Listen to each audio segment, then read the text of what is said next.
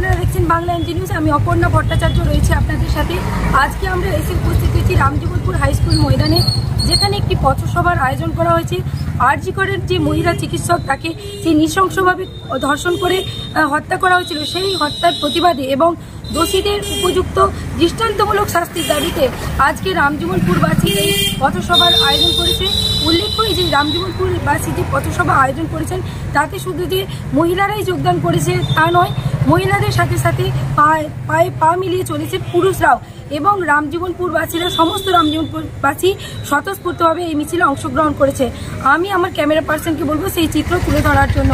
পশ্চিম মেদিনীপুর থেকে গৌরাঙ্গ বটব্যালের সাথে অপর্ণা ভট্টাচার্যের রিপোর্ট, বাংলা এমজি নিউজ।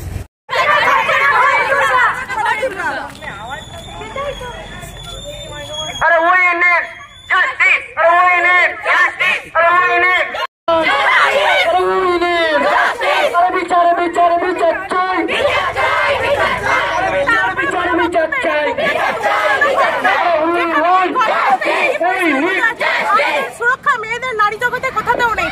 আমরা চাই নারীদের সুরক্ষা যাতে আরো ভালোভাবে দেওয়া হয়।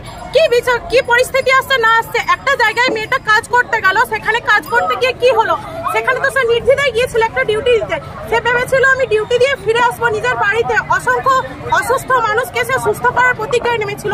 সেই প্রতিজ্ঞা রক্ষা করতে গিয়ে তার কি হলো, তার নিজেকে প্রাণ দিয়ে আসতে হলো। কেন হলো তাকে এইভাবে প্রাণ দিয়ে আসতে? নিজের কোথায় সুরক্ষা আমাদের?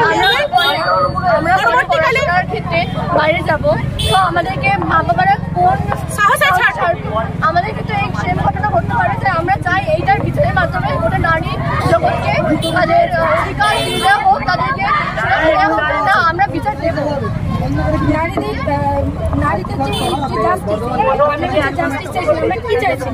আমরা যে অত্যাচারীদের চরমতম শাস্তি, সব এটা একজনের প্রতি করার সম্ভব নয়।